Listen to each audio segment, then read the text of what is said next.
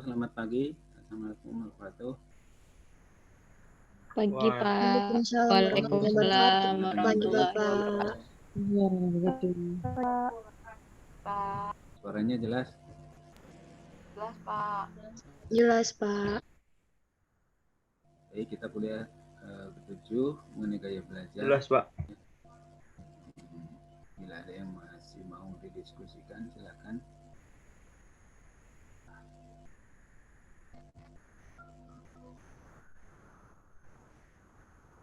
Kita dengar YouTube-nya kan? Sudah Pak.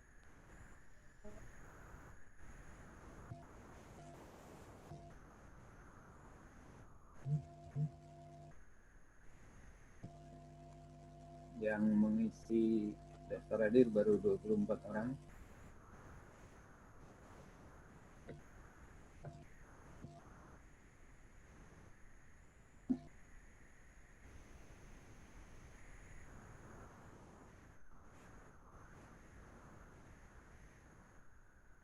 Ini Sasa Fitri habis hadir.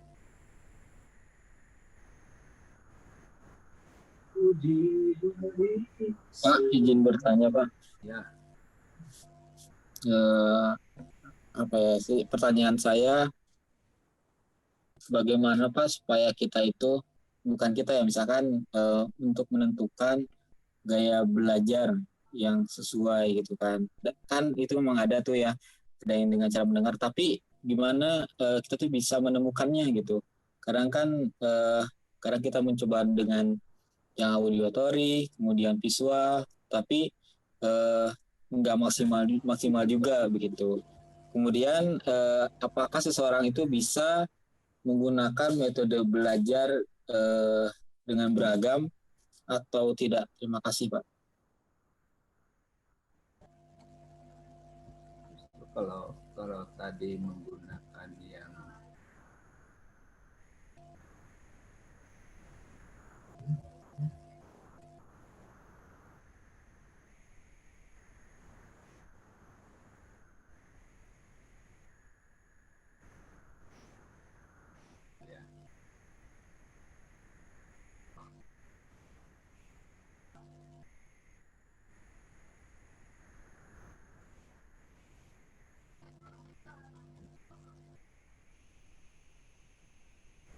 nah, kalau pakai teorinya Gardner itu kan ada 8 ya kecerdasan. Nah, ini yang semuanya harus dipakai. Memang ada yang dominan orang-orang tertentu ya pada kecerdasan tertentu, semuanya bagus gitu ya. Karena kan ada orang yang lebih ini tentang matematik, jadi dia lebih paham, tapi soal bahasa yang kurang.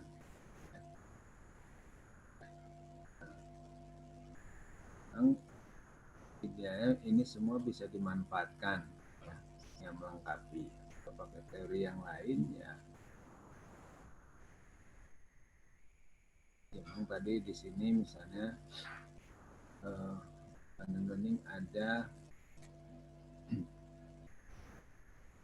jadi orang yang dalam belajar itu cenderung dengan melihat ya, lihat melalui layar, melalui,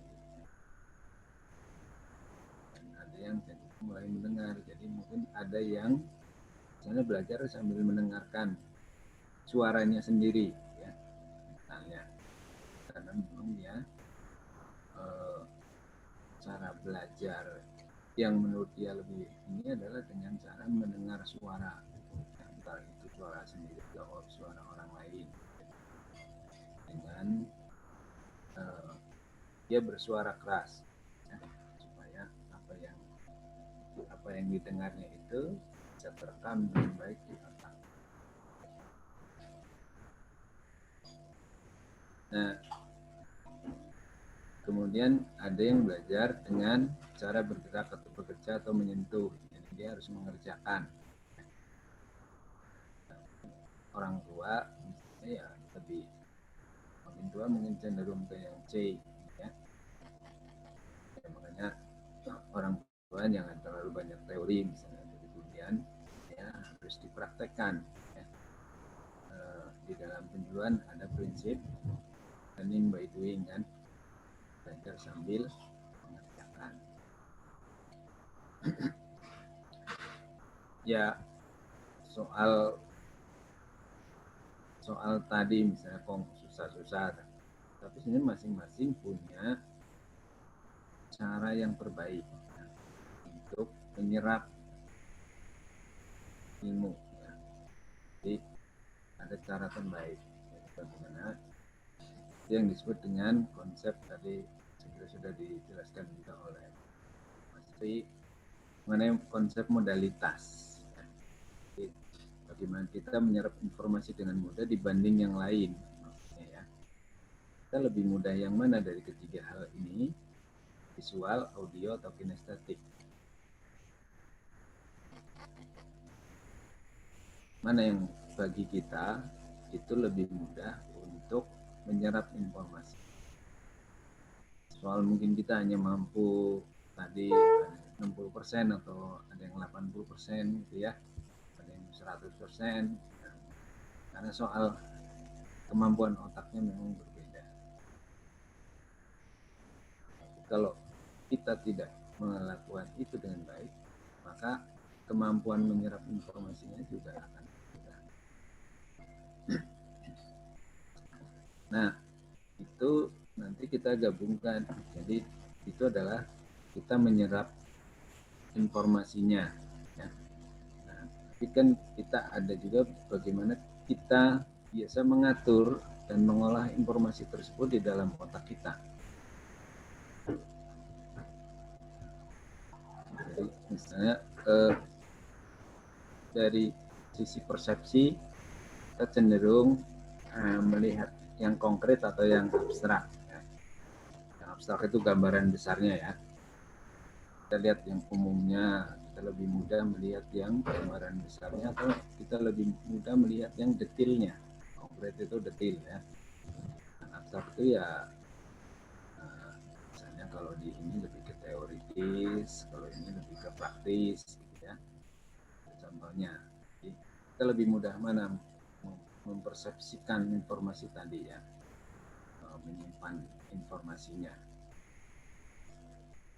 Nah, dalam mengatur informasi tadi di otak kita, ya, itu cara pengaturan kita ada sekuensial, linear atau acak. Ya.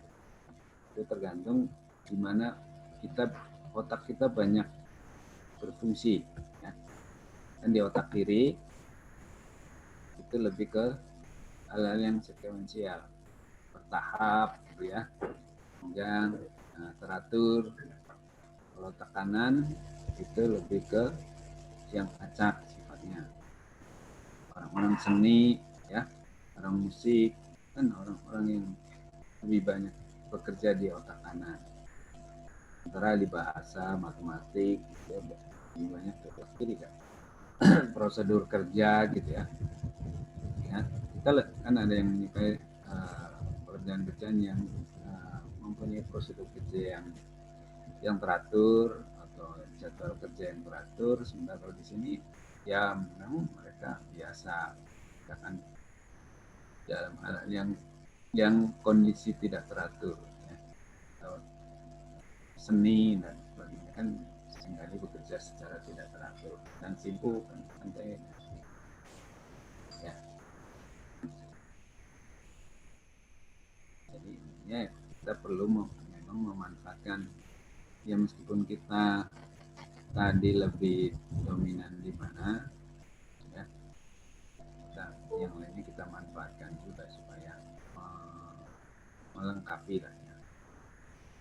Ada cara yang lebih mudah bagi kita untuk menyerap informasi, apakah visual, audio, atau kinestetik.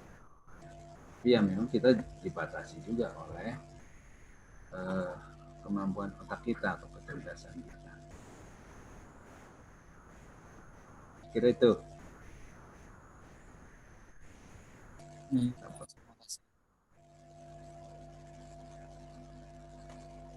Udah, yuk.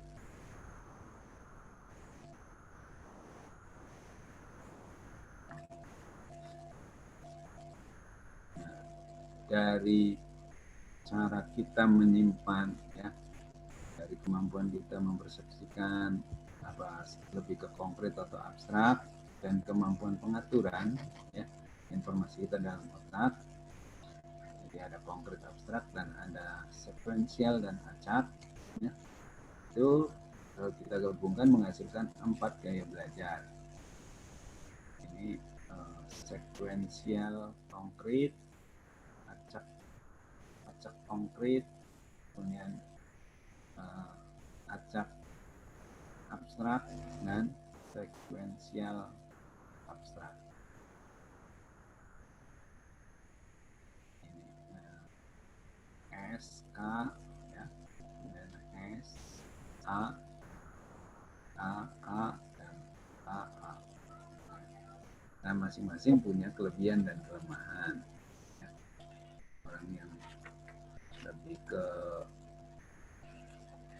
abstrak, misalnya gini, Anda lebih suka yang keteraturan atau yang acak dalam bekerja? Ya. Siapa tadi yang nanya? Nanti di praktikum kalau ada caranya menghitung Anda lebih dominan di mana. Tapi bisa juga Anda tidak dominan di mana-mana, tapi relatif seimbang. AA, SK, ya, SA, atau apa?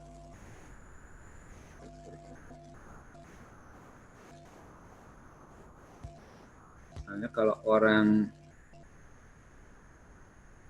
acak abstrak, ya, udah ininya lebih suka yang abstrak, tapi cara pengaturan informasinya acak, ya.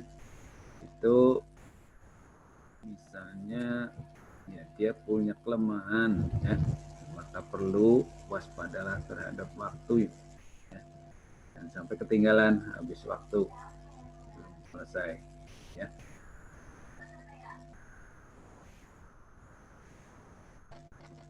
Kalau orang yang sekuensial teratur kerjanya, harus dibuat jadwal misalnya supaya enggak tahap demi tahapnya, detail kegiatannya. Sekuensial konkret, ya, dia perlu membagi pekerjaan menjadi beberapa tahapan, ya, supaya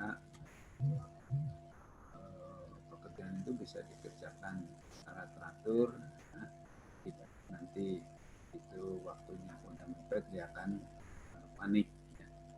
Kalau orang abstrak, orang acak, bukan orang abstrak, orang acak, maka dia ya biasa dalam kondisi yang tidak teratur, dia masih bisa mengatasi.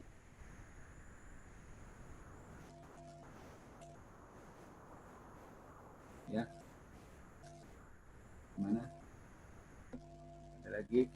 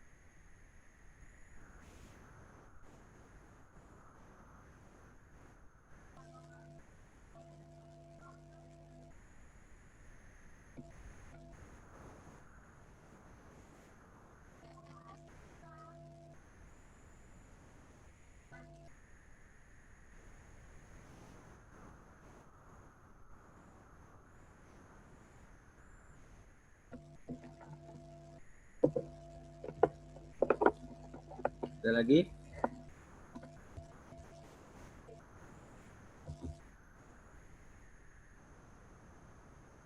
Pak, izin bertanya, Pak. kan terkait untuk yang masalah tadi ya Pak, untuk konkret dan abstrak. Itu kan tiap orang beda-beda ya Pak. Misalkan ada orang yang tertata gitu. Dan tiba-tiba saya cuma mau nanya strateginya aja sih Pak. Soalnya di dalam hidup kan nggak selamanya. Ya tadi sudah Bapak bilang gitu. Ada nanti terdapat perubahan yang secara tiba-tiba. Kalau untuk orang abstrak, untuk orang yang pemikirannya acak gitu kan, itu hal biasa. Tetapi untuk yang pemikiran konkret ini kan adalah suatu apa ya, suatu kayak mungkin bencana gitu bagi dia. Nah itu ada nggak sih Pak dari strategi konkret lawannya si konkret, abstrak. iya, Ya, bukan lawannya acak. abstrak gitu.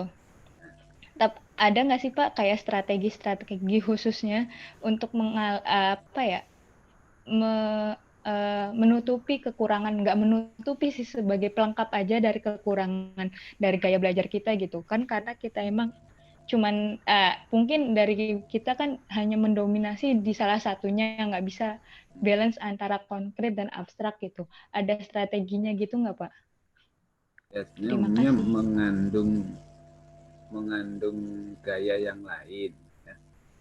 Bisa jadi salah satunya itu yang menonjol. Tapi ada juga orang yang mempunyai keempat-empatnya yang relatif seimbang. Ada yang persis hanya satu miliknya. Ya. Karena ternyata di saat yang lain kan misalnya orang yang sebenarnya dia punya kemampuan pengaturan acak ya. Tapi dalam hal itu kan dia dipaksa mungkin oleh kelompoknya atau ini supaya bekerja yang linier gitu ya, secara teratur, tahap demi tahap harus dia rancang juga, karena teman-temannya kan kebetulan kelompoknya yang kebanyakan punya kemampuan pengaturan sekuensial atau linier ya, teratur.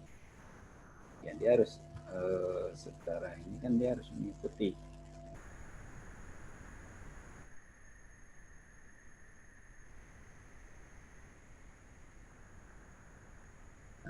Kalau orang yang sekuensial konkret ya, sekuensial kan tadi teratur ya, linier artinya tahap demi tahap, maka perlu mencari tahu misalnya detail yang diperlukan ya, misalnya bahan dan alat apa saja yang diperlukan, kapan kita perlu melakukan pekerjaan yang relatif banyak ya, kapan kita perlu melakukan pekerjaan yang tidak terlalu numpuk. Nah itu harus dirancang juga supaya tidak kaget dan nanti juga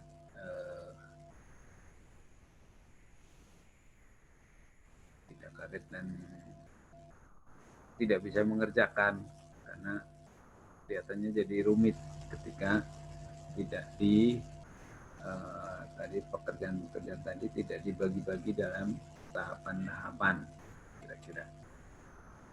Itu bagi sekuensial konkret. Karena ini gambaran detailnya seperti apa itu dia perlu. Ya. Itu harus dibuat. Nah, bulan ini kita harus mengerjakan ini dulu, bulan depan kita mengerjakan ini gitu ya. Dan setiap menjelang akhir tahapan itu harus dikontrol juga sudah mengerjakan atau belum ya. Kalau belum bisa jadi kacau pekerjaannya. Bagi orang yang acak konkret, karena perlu menyiapkan diri ya, cermati waktu Anda, karena bisa jadi merasa masih ada waktu lagi daripada sudah terlalu punya waktu ya. Dan perlu cari dukungan bagi diri Anda.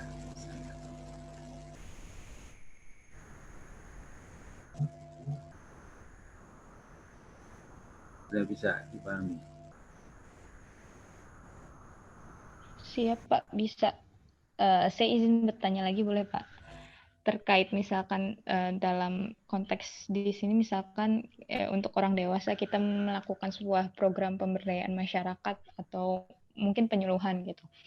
Nah, untuk orang-orang dewasa sendiri itu kan punya gaya belajar yang berbeda. Sedangkan dalam program itu kita terbatas waktu dan juga tenaga gitu, Pak. Jadi kita tidak mampu menyediakan media pembelajaran sesuai mereka masing-masing gitu kan. Itu misalkan banyak orang dengan gaya belajar yang berbagai macam gitu, Pak. Dan juga misalkan kalau kita mau dibikin waktu ini khusus untuk kayak belajar kayak gini, itu juga kayaknya bisa. ya terbatas ya Pak. Itu ada nggak Pak kayak ya caranya gitu Pak dalam ya dalam pengembangan masyarakat ataupun penyuluhan seperti itu Pak. Terima kasih. Karena dalam penyuluhan ada prinsip kombinasi kan, mengkombinasikan metode penyuluhan atau metode komunikasi ya. Jadi bukan hanya dengan satu. Kan dengan misalnya ada ceramahnya, ada diskusinya, ada demonstrasi caranya ya.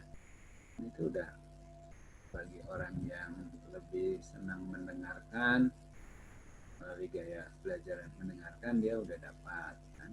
Bagi yang senang lebih ke praktek dia juga ada prakteknya karena melalui demonstrasi cara. Jadi prinsip kombinasi metode perlu dan metode dalam suatu acara penyuluhan atau suatu acara pengembangan masyarakat.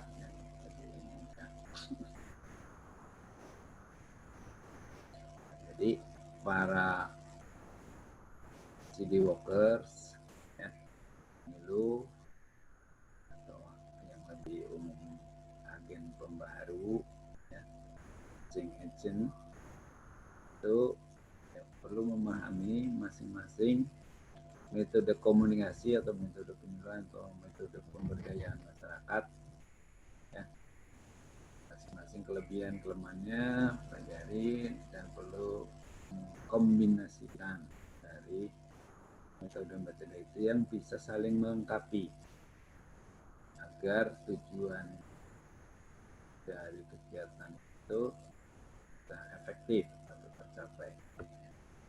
Tapi tetap dengan memperhatikan efisiensi dan penggunaan biaya. Dan efisiensi yang lebih tingginya waktu. Ya. Bisa dipahami.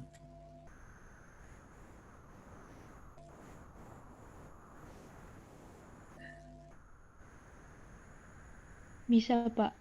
Terima kasih atas pemaparannya. Yang lain.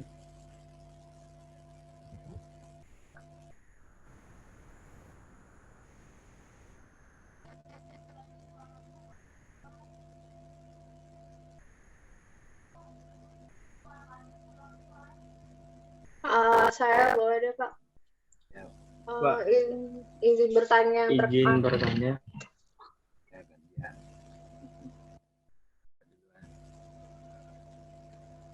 Siapa yang? Ibtisam dulu boleh Pak? Oke. Izin bertanya Pak yang terkait cara belajar cepat itu, kan ini metode yang memungkinkan pembelajar untuk belajar dengan kecepatan yang mengesankan. Apabila metode ini diterapkan untuk pembelajaran SKS, bakal optimal atau tidak ya? Saya penasaran aja. Terima kasih. SKS itu sistem kebut semalam. Oh, ini perlu latihan yang ini, yang agak panjang sebenarnya, kayak belajar cepat ini. Bukan maksudnya belajarnya cepat gitu ya, tapi ya memang itu perlu dilatih. Ada bukunya ya.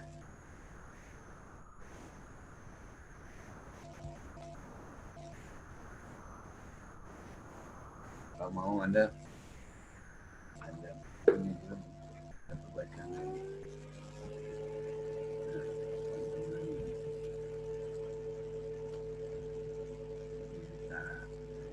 Itu ada langkah-langkahnya yang harus dilakukan supaya bisa menemukan gaya belajar Anda, ya, bagaimana Anda bisa belajar lebih cepat.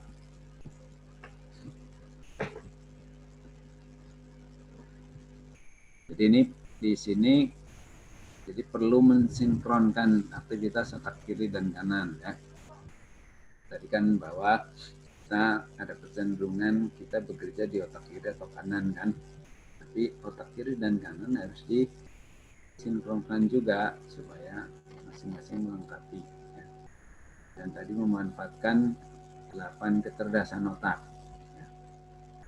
Supaya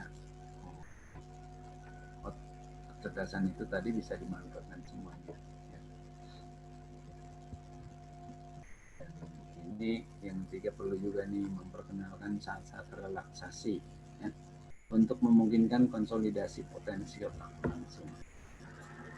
Jadi kita perlu ada relaksasi juga. Termasuk relaksasi kan istirahat, tidur ya, jalan-jalan, menyegarkan kembali. Apalagi mungkin di masa ini apa namanya, daring ini ya, bagi dosen agak ya, terutama yang udah senior lumayan berat juga. Tiap hari dari pagi sampai malam harus di depan laptop.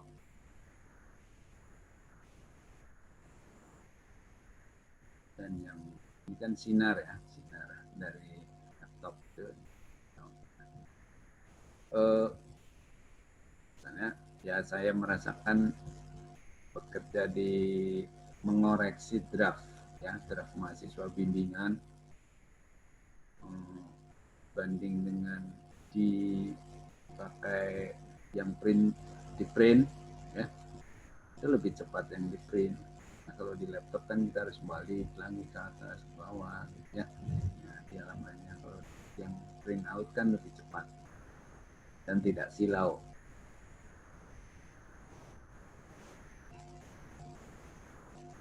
Ya, intinya ini perlu dipelajari supaya proses belajar cepat tadi, CBC tadi, ya, itu bisa tercapai.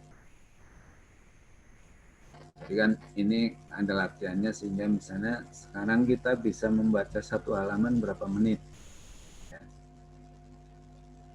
Membaca dan mengerti isinya. Nah, dengan kemampuan yang terus dilatih, bisa nanti akan bisa lebih cepat lagi. Ya, ada latihannya. Jadi kalau yang ya kalau orang mengaji kan awal-awal kan lambat ya. Orang yang udah tahu caranya kan bisa. Misalnya Iktisam satu juz berapa waktu yang diperlukan? Ya. Bisa jawab. Berapa ya Pak? Mungkin sebulan kayaknya Pak. Juz. Ngafalin apa membaca? Membaca saja. Oh, membaca. Langsung. Kalau membaca paling 1-2 hari. Cukup lah. Kalau langsung berapa lama? 1-2 hari sih sepertinya. 2 hari, 3 hari berapa menit kan? Ya kalau udah lancarnya satu juz 1 jam gitu ya. Orang lain setengah jam, orang lain lagi 10 menit selesai. 1 juz.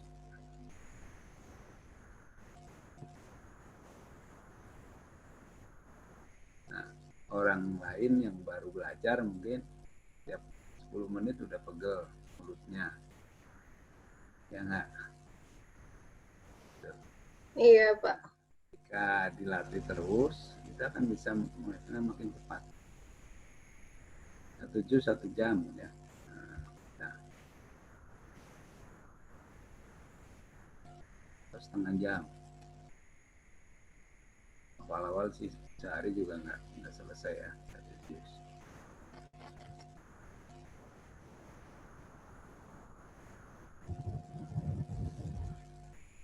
Ya, ini perlu dilatih. Saya kira itu. Sudah cukup. Cukup Pak, terima kasih. Apa tadi?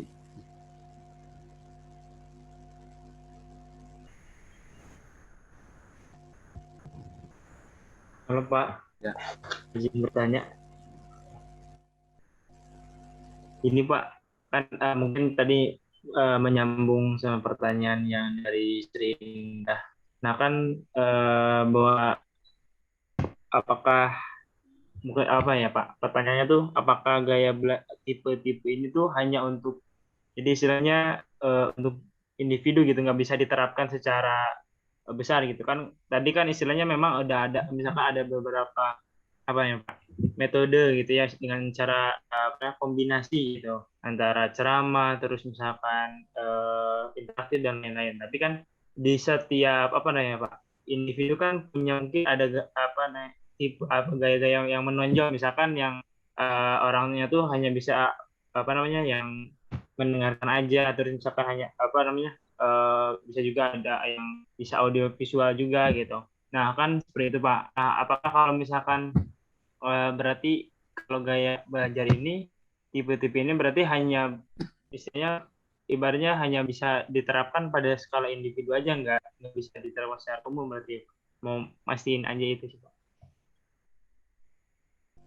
Ya, maksudnya kan tadi bahwa tiap individu punya cara yang terbaik ya, atau yang lebih mudah dalam menyerap informasi. Ya. Ya, secara besar tadi yang 3 tadi visual, audio, dan kinestetik. Nah, tapi punya juga potensi yang lain. Kalau orang yang dominan kinestetik bukan berarti tidak punya kemampuan menyerap informasi melalui visual dan audio.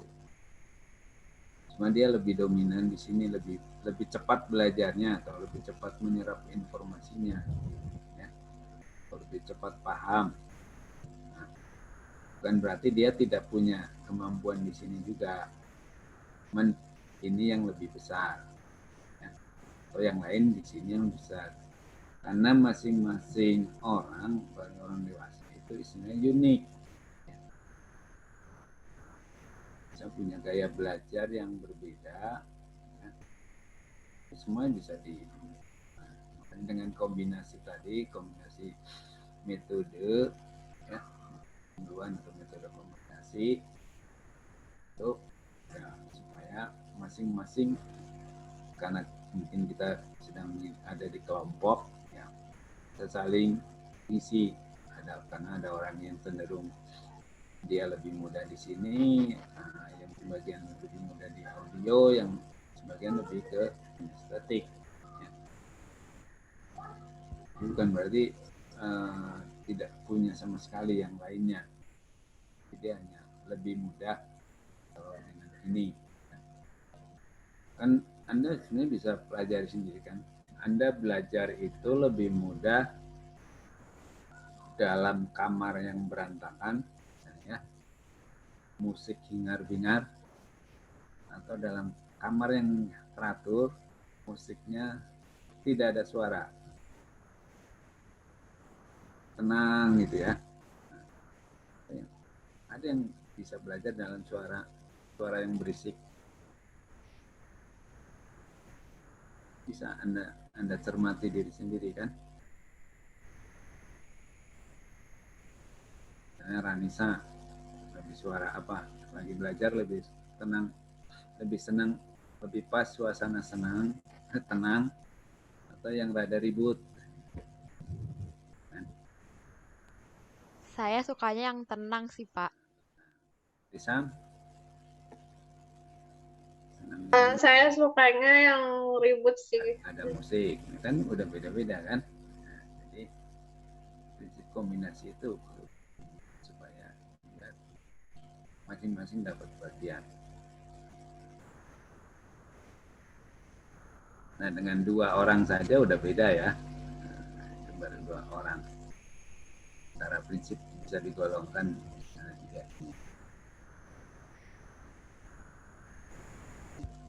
Oke, tadi siapa nanya? Pak Rivaldi Pak. Ya. Ya Pak. Udah, Pak. Terima kasih, Pak.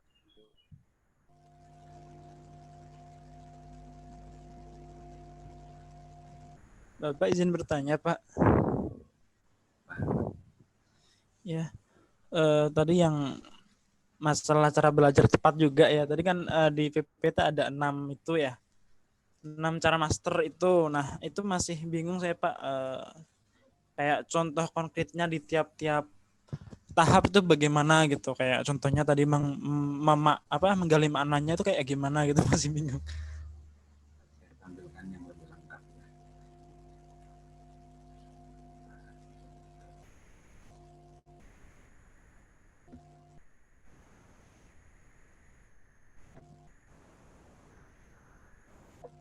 6 langkah master. Tadi apa? Menggali. Kamu mau tanya yang mana? Menggali makna. Mungkin lebih ke contoh dari tiap tahapnya sih, Pak. Itu yang lebih bisa tergambar, lebih mudah gitu loh. Mulai dari yang pertama. Baca nggak? Kurang besar.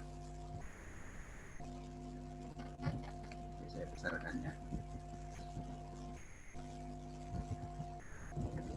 Ini menggali, ini makna tadi, ya. Oh, yang tadi kan mulai dari apa? Motivasi, memotivasi diri ya. Kita perlu punya motivasi.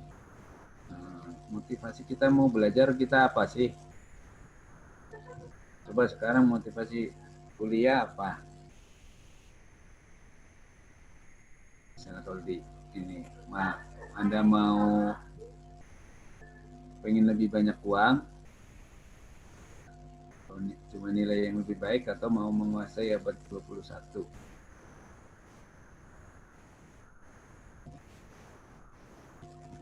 Misalnya, di pikiran Anda harus dibentuk dulu.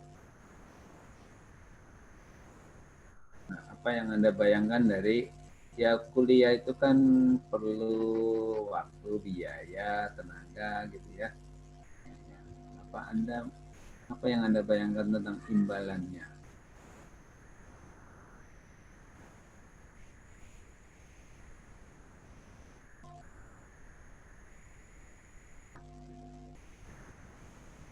Berhasil ya, berhasil.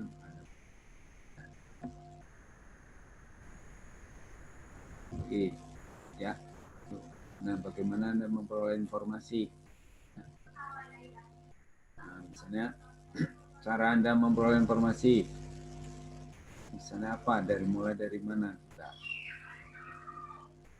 Ini lebih, misalnya Anda perlu cari gambaran besarnya, ya. Terus apa sih gagasan intinya? Perlu Anda catat yang Anda tahu, ya. Misalnya 1 langkah setiap saat, misalnya 10 kata sehari. Tadi menghafal ayat Al-Quran misalnya sehari berapa ayat, atau sebulan 1 juz, ya.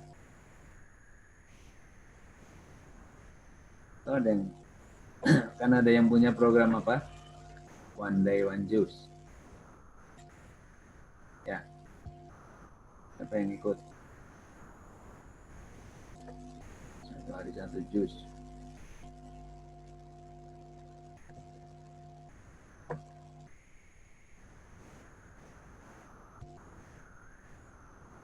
Ada. Oh, nanti bentar lagi puasa. Ada siapa yang punya kita punya target? Misalnya 1 hari 1 juz.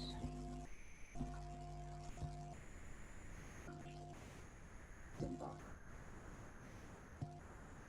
Nah, bagaimana Anda tadi makna ya?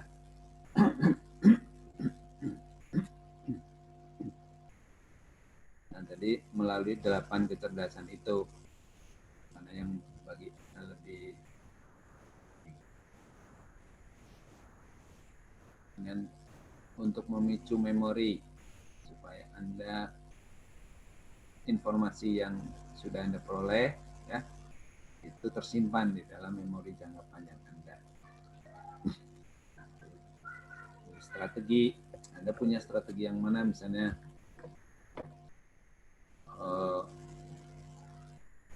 Anda perlu buat cerita, ya, dibuat cerita. Jadi informasi yang Anda peroleh supaya tetap ingat, Anda buat cerita. Anda perlu mempelajari latar belakangnya, ya. Kenapa sih keluar teori ini, ya? Ada siklus tinjauan. Ya. Nah, ini yang penting juga nih, jangan lupa tidur yang cukup. Ya. Tiap orang cukupnya berbeda, ya. Ya, idealnya berapa jam sih orang tidur?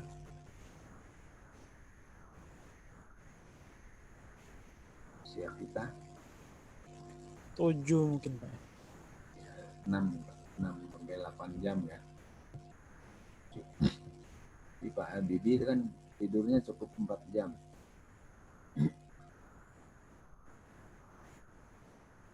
Dia tidurnya tidur yang tidur, isinya tidur tanpa mimpi, ya.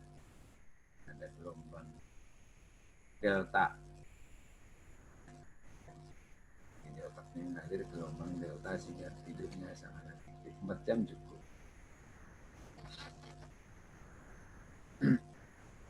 Kalau kurang tidur, ya badan kita kan nggak nyaman. Dan bisa memicu. Karena kemarin Pak Marjo nggak mau vaksin, ini tekanan darahnya berapa, di atas 180, ya. Artinya tuh ya seringnya kurang tidur.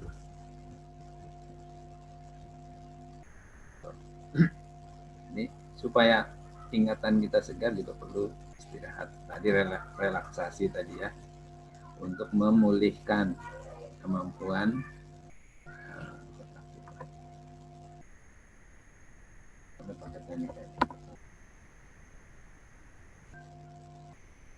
Nah, inti yang kelima adalah memamerkan apa yang Anda ketahui, ya.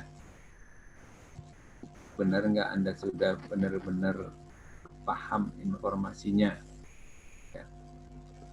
Jadi misalnya Anda perlu uji diri Anda, misalnya dengan pertanyaan, dikasih pertanyaan apa jawabannya tanpa lihat lagi pada buku, ya. Atau yang menjelaskan pada orang lain. Uji diri ini bisa juga menjelaskan pada orang lain. Kalau Anda praktekkan, ya, terima kasih. Untuk gunakan, coba. Kalau masih ada kesalahan, maka itu diperlakukan sebagai umpan balik, ya.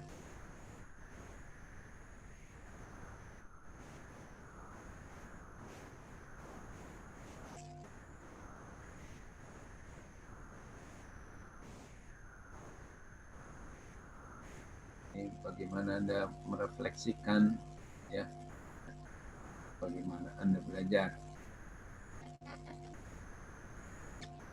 Perlu ini di sini akan memberikan, misalnya kita mulai dari bertanya, ya, apa yang dapat ditingkatkan, masih ada lagi nggak yang bisa ditingkatkan, apa yang berjalan dengan baik, apa tindak lanjutnya.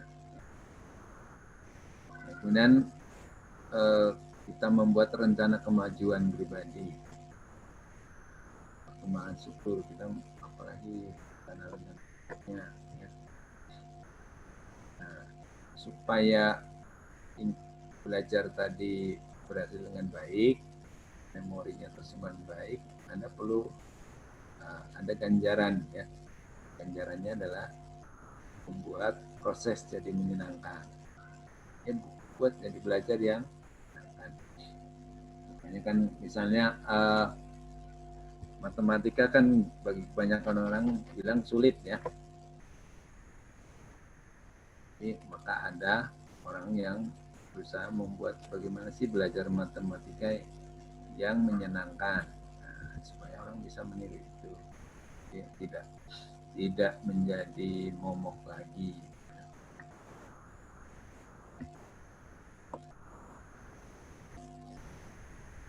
Dan cara belajar yang menyenangkan nih. Oke. 6 master.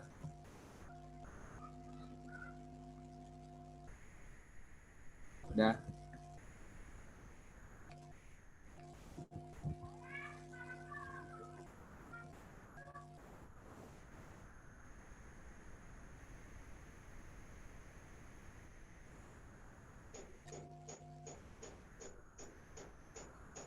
Masih ada? Bapak izin bertanya, Pak. Halo, suaranya Ya. kedengaran nggak ya, Pak? Ya, kedengaran. Oke. Izin. Ya, Pak. Izin bertanya, kalau sebenarnya kalau cara kerja otak sendiri itu tuh emang bener nggak sih, Pak? Kalau saya pernah baca di postingan di IG tuh kayak ada beberapa waktu di mana kerja otak kita tuh maksimum gitu kan. Misalkan kalau pagi jam 8 sampai jam 10 tuh cocok buat menghafal. Terus kalau misalkan siang itu tuh cocok buat menghitung atau menganalisis sesuatu gitu. Nah, sebenarnya dalam teori sendiri itu apakah benar seperti itu atau itu tuh hanya tergantung individunya aja gitu. Karena kalau aku pernah nanya sama teman-teman tuh, ya aku belajar tuh karena ada mood gitu. Kalau moodnya baik ya menghafal sebanyak apapun tuh bakal mudah dan di waktu kapanpun gitu. Tapi kalau emang nggak mood ya meskipun di waktu yang katanya tadi efisien atau cocok buat menghafal tuh ya nggak bakal masuk gitu. Ataukah seperti itu, Pak? Gitu. Mungkin tadi nggak, kalau di video kayaknya belum ada keterangan itu sih, Pak. Tapi saya cuma penasaran aja gitu. Mungkin kalau Bapak punya pandangan sendiri bisa dijawab, Pak. Makasih. Oke, memang saya belum pernah membaca yang itu ya, tapi ini pernah juga. Tapi kalau dirasakan bisa juga. Kalau pagi kan misalnya otak masih segar gitu ya, untuk mengingat-ingat kan menghafal ya, supaya lebih mudah dan dihafalkan. Misalnya pagi itu lebih mudah. Ya, kalau tadi berdasarkan mood ya memang ada juga. Kalau moodnya belum keluar istilahnya tetap susah gitu kan. Mau pagi, mau siang, mau malam, dia menunggu mood. Nah, susahnya kalau moodnya itu nggak pernah datang, maka harus dilatih, ya, dilatih supaya moodnya tetap terjaga, paling nggak tidak hilang sama sekali. Memang ada yang bilang ya kalau sudah kepepet kan akhirnya jadi tapi tidak sebaik kalau dikerjakan secara lebih teratur. Nah, itu ya. Ya memang membaca misalnya itu lebih enak pagi ya. Kalau mungkin siang mungkin lebih enak untuk melatih latihan gitu ya. Jangan yang memerlukan latihan supaya pemahaman kita menjadi bertambah. Untuk membacanya mengapa dalam artinya membaca itu lebih enak pagi. Ya orang juga ada yang senang memberi kuliah pagi karena masih segar. Ya, masih segar gitu ya. Kan ada yang lebih suka kuliah pagi hari.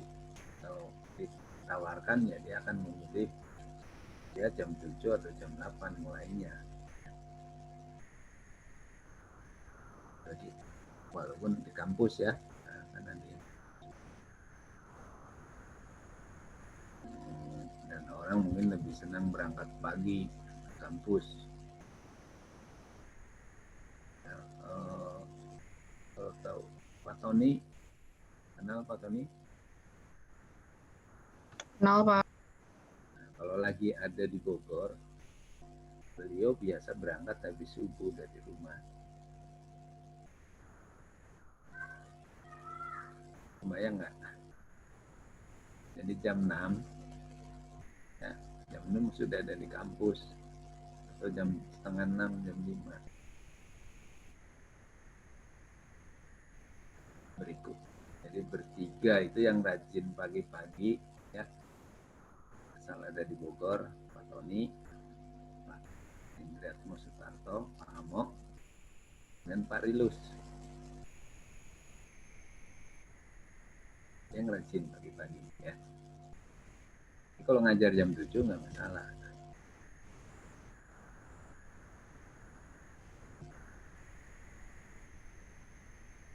Kalau saya lebih ini mungkin agak siang, ya. Terlalu pagi nanti saya di rumah masih ada yang harus dikerjakan.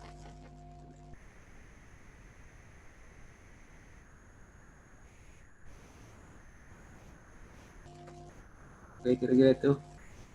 Ya Pak, terima kasih atas ilmunya. Ya, dia masing-masing unik orang.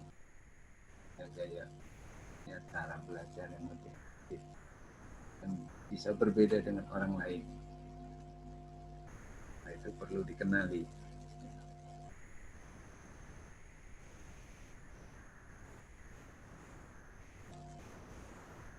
Kalau orang bilang SKS itu karena kepepet, ya tadi ya, sebenarnya dia punya ingin belajar tapi antar aja gitu ya.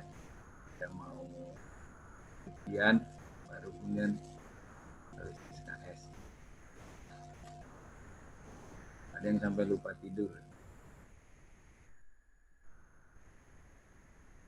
1 jam misalnya, dalam sehari selama seminggu masing-masing 1 jam saja. Ya, ada cerita dulu dosen mahasiswa UGM, mahasiswa kedokteran loh, mas. Ceritanya waktu saya masih SMA. Ceritanya kalau mau ujian AS atau UAS, ya terus belajar sampai kurang sekali tidur. Selesai minggu ujian hari Sabtu terus tidur, ya. Jadi bangun-bangun hari apa? Hari Senin.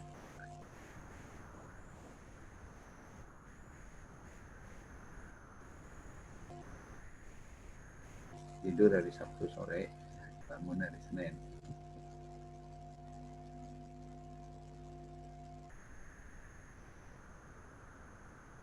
Oke, ada lagi masih?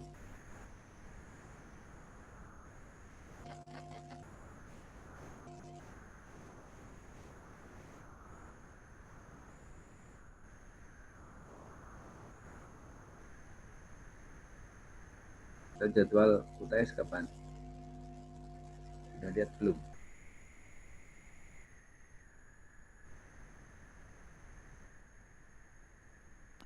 Udah, Pak. Kalau tidak salah hari Rabu, Pak. Ya, Pak, hari Rabu. Udah hari Rabu, Pak. Tanggal 7, Pak. April. Ya, selamat belajar. Masih ada yang mau tanya?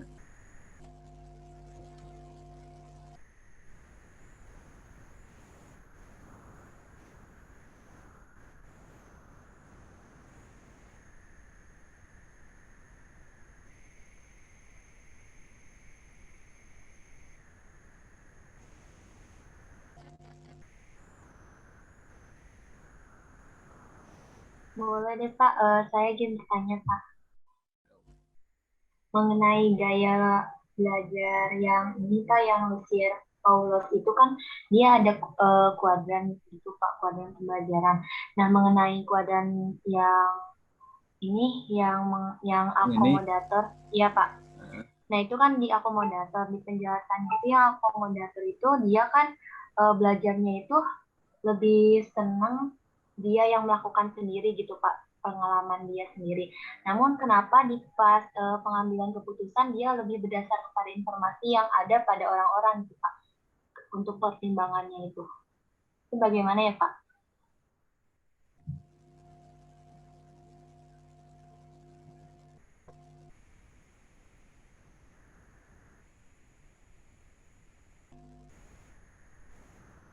Karena dia kan juga mengandalkan feeling tadi ya.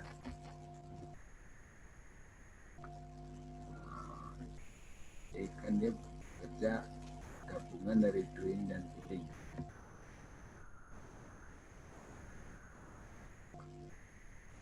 Tadi Pak mengambil keputusan.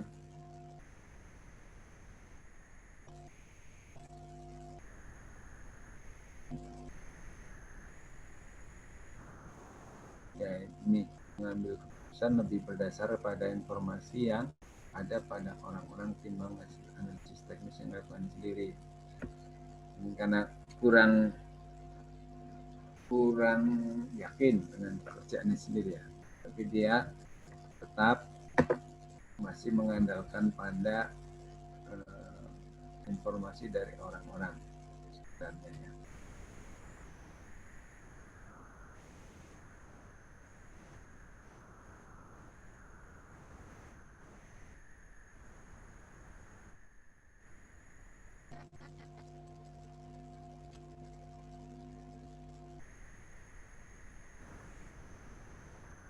Dia melakukan mungkin informasinya yang dia punya sendiri masih kurang ya, sehingga dia mendasarkan pada informasi yang disampaikan dari orang lain yang lebih, karena di sini kan dia juga ada kelemahannya, dia bertindak sesuai perasaan bukan atas hasil analisis yang lebih. Jadi dia perlu mengandalkan juga dari informasi dari pihak lain supaya dia tidak sepenuhnya berdasarkan perasaan, tapi harus berdasarkan informasi yang lebih real ya, lebih masuk akal ya. Dengan kalau kita mengandalkan perasaan kan belum tentu benar ya. Nah, dengan mengandalkan pada informasi pada orang lain yang ada pada orang lain, maka bisa mengambil keputusan yang baik.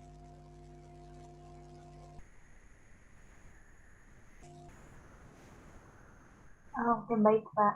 Jadi untuk informasi dari orang lain itu sebagai bentuk tambahan pendukung dari pendapatnya itu ya Pak, dari pengambilan keputusan itu ya Pak. Oke, baik, terima kasih Pak. Ada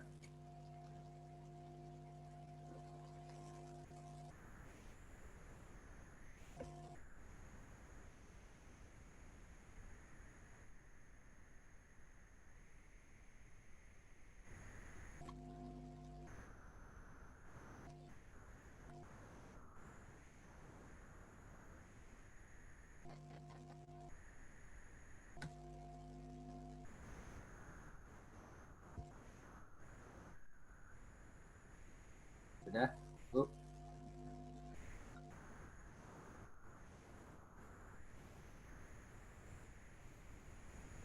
Kalau nggak ada lagi, selamat belajar ya, selamat menempuh UTS, semoga sukses.